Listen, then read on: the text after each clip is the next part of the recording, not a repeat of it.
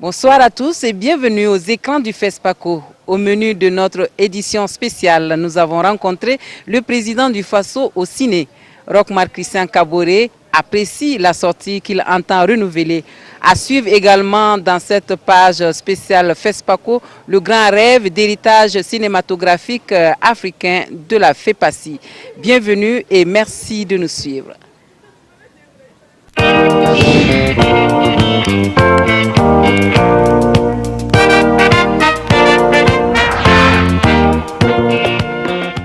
Dernière ligne droite pour la course à l'étalon d'or de Yeninga. L'orage africain est à la conquête de la prestigieuse récompense au FESPACO. Le film dont le propos est la répartition équitable des richesses nationales pour un développement harmonieux dans le pays est de Sylvestre Amoussou. Le réalisateur béninois fait un clin d'œil au combat des panafricanistes. Zoubaviel David Daviri. Le président démocratiquement élu, Eso Issoubé, obtient de son peuple la nationalisation des richesses comme le pétrole, l'or et le cacao. Dans les milieux d'affaires, la nouvelle est accueillie avec froideur. Les industriels occidentaux s'érigent contre la mesure. Ils décident de fomenter un plan pour déstabiliser le Tangara, un pays imaginaire d'Afrique. Telle est la trame cinématographique de l'orage africain. Ils veulent s'emparer des bénéfices de ce qu'ils ont été incapables d'inventer. Ah, on adore nos ordres gazés. Les Orizogbe ne va pas rester longtemps au pouvoir. S'ensuit alors une série d'attentats, une campagne de désinformation et d'intoxication par médias interposés et une violence inouïe dans tout le pays avec la complicité de certains hauts dignitaires. Vous le savez aussi bien que moi, les Tangarais n'ont jamais pas fait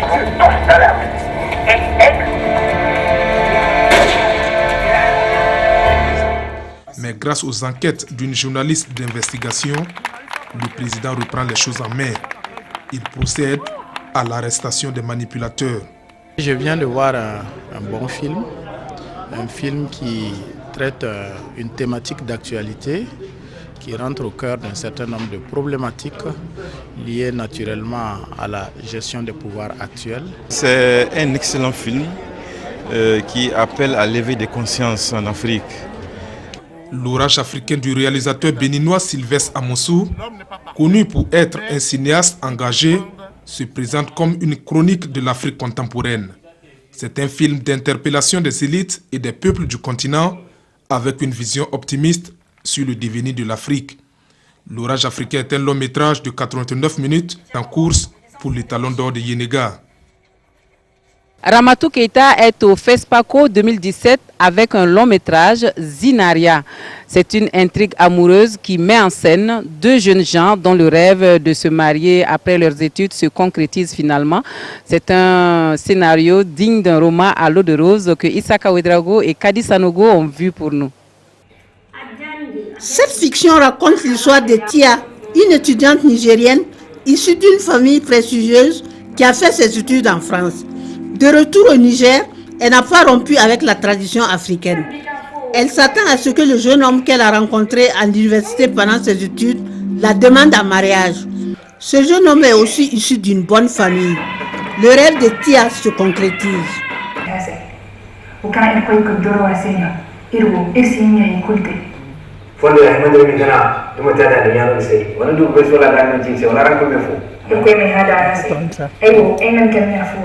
Le film Zinaria ou l'Alliance d'or, c'est aussi la culture nigérienne qui est mise en relief. Formidable, la réalité culturelle nigérienne, tradition et modernité.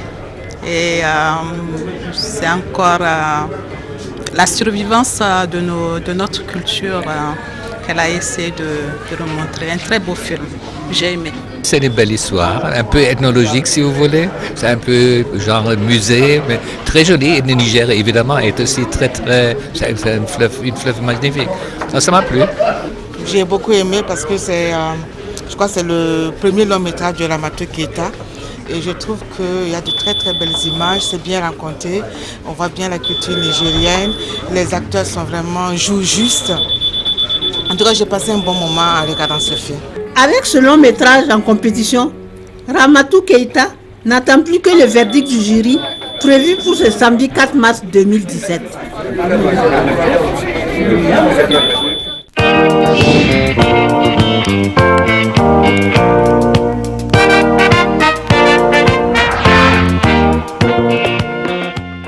Roch-Marc Christian Kaboré au cinéma. Le président du Faso a suivi la projection du film La forêt de Niolo de Adama Rwamba.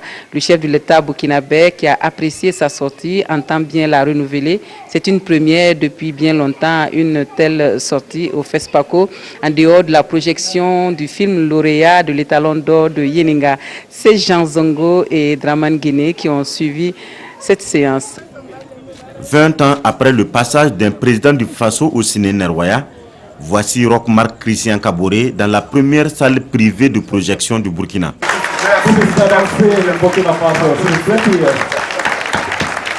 Hasard de calendrier, un film burkinabé est à l'affiche. La forêt du Niolo de Adama Rwamba.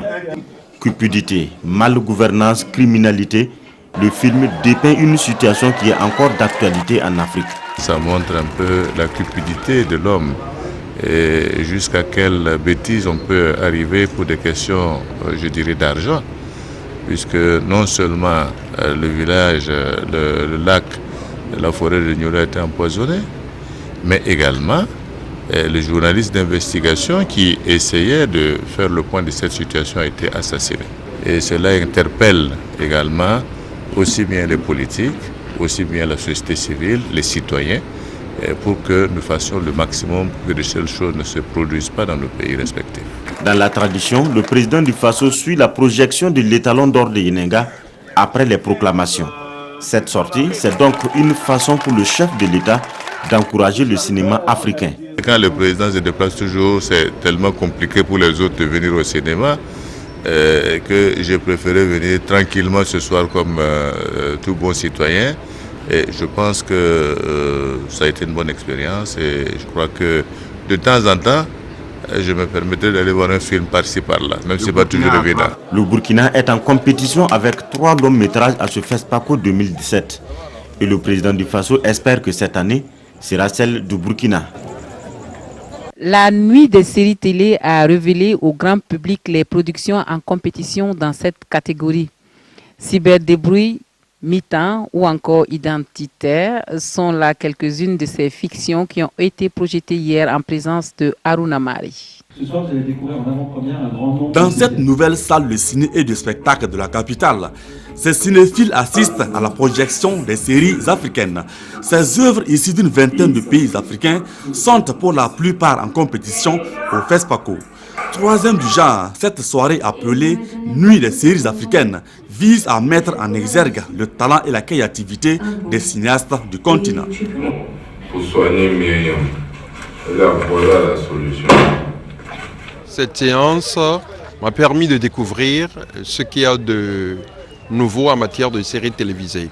Maintenant, ce que j'en pense, elles ne sont pas toutes de la même qualité. Il y a certaines vraiment qui m'ont beaucoup épaté. Il faut être un peu exigeant sur certaines. Alors il y en a, je trouve que c'est assez inégal. Il y a une vivacité dedans, il y a un humour, il y a souvent quelque chose, il y a beaucoup de qualité. Mais à mon avis, on pourrait dire un vivier. C'est à partir de là qu'on va découvrir les vrais talents. La projection a permis aux festivaliers de découvrir Identitaire, la toute nouvelle série de sitcom de Rwamba. Corruption, abus de pouvoir et trafic d'objets d'art sont mis à nu dans ce film. Vous venez me vendre un truc sans valeur à 15 000 francs? Tu sais, Gaston, on va partir. Attends, comme elle nous empêche de dormir là, nous voulons la laisser à 5 000 francs. C'est pas mieux ça? Le comédien principal qui est César, à travers une société écran, utilise cette société justement pour voler les choses, les objets d'art et vendre justement à l'extérieur avec bien sûr des complicités qui sont un peu quelque part dans le gouvernement et d'autres personnes qui sont dans la société. Pour ce premier pas, la série compte en tout 3 épisodes de 26 minutes chacun. Identité est en compétition à ce 25e FESPACO. Le rêve de la Fédération panafricaine des cinéastes, c'est de pouvoir réaliser son grand projet de héritage cinématographique africain qui consiste en la collecte et en la préservation des films africains à caractère historique pour l'Afrique. On parle de ce sujet à Ouagadougou en marge du FESPACO. Des précisions avec Vincent Kendrebego. Héritage cinématographique africain, c'est le projet que la FEPACI, la Fédération panafricaine des cinéastes, est sur le point de réaliser. L'idée est d'identifier, de restaurer et de préserver une cinquantaine de films africains d'importance historique, culturelle et artistique. Plusieurs partenaires s'associent avec la FEPACI dans la réalisation de ce projet. La Cinémathèque de Bologne, Film Foundation et l'UNESCO. On souhaite vraiment que toutes les images du continent africain vont un jour retourner en Afrique quand il y aura les conditions, quand il y aura les cinémathèques, quand il y aura un échange entre les cinémathèques ou les institutions. C'est une initiative que l'UNESCO ne pouvait que soutenir, vu sa mission. C'est une initiative que à laquelle l'UNESCO ne pouvait ne pas apporter son soutien. Et l'espoir, et je pense que il est légitime, c'est que d'autres partenaires aussi appuient cette initiative. Avec ce projet, la FEPACI veut fouiller un peu partout à travers le monde pour retrouver des films inédits africains, des œuvres qui pourraient édifier de génération en génération. Une manière également de préserver un patrimoine non seulement africain, mais aussi de toute l'humanité.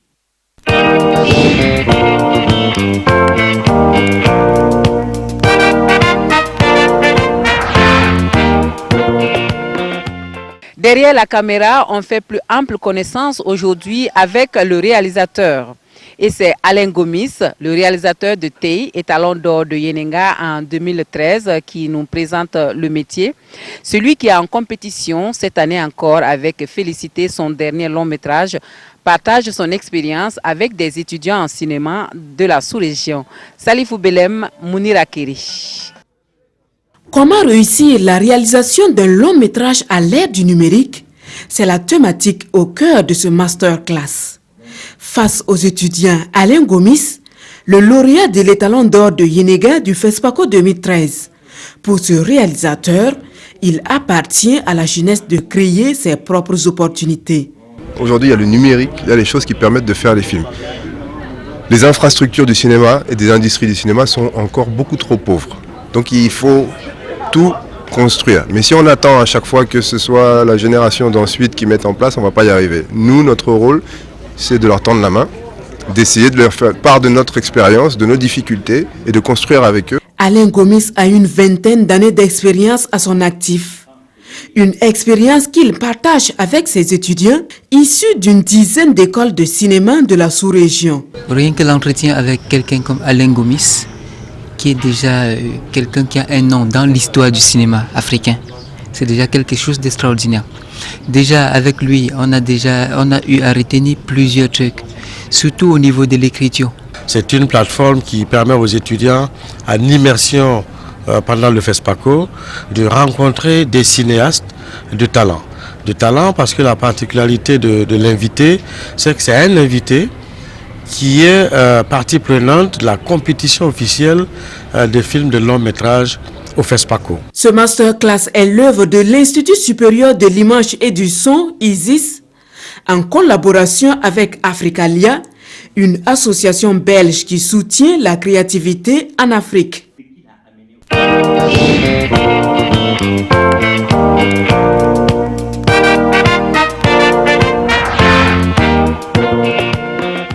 Dans la Minute People, nous avons rencontré Sophia, la comédienne de Boubacar Diallo.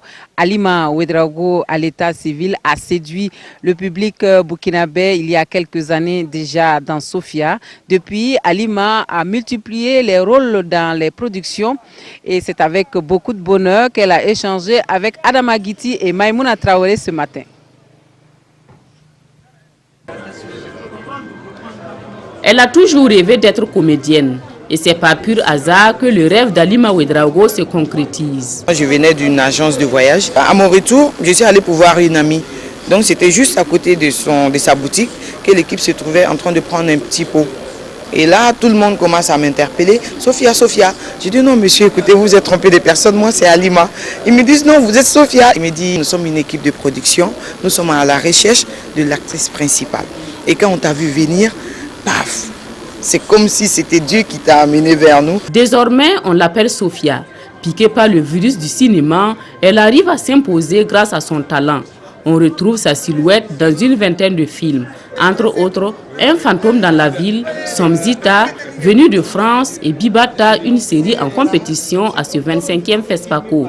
Là, elle est en visite au Mika, une tribune de rencontre et une belle occasion pour nouer des contacts. Je constate une très bonne ambiance. Rien qu'hier seulement, quand je suis sortie, je vous dis que j'ai fait pas mal de rencontres avec des grands noms. Il y a une grande innovation par rapport à l'organisation.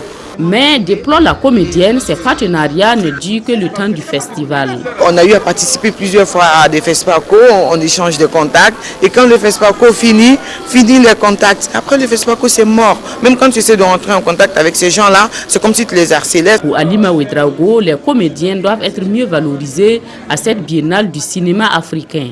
Cette année, ça a amélioré par rapport aux Celebrity Days et pas mal de choses comme ça. C'est bien, mais il faut encore travailler pour mettre, comme ça, si les gens viennent d'ailleurs, qu'ils sachent que les comédiens, il y a des stars au Burkina Faso. Amoureuse du 7e art, Sophia a de grands projets, mais dit avancer avec prudence. Pour le moment, je suis comédienne, mais j'ai des projets dans ce sens aussi.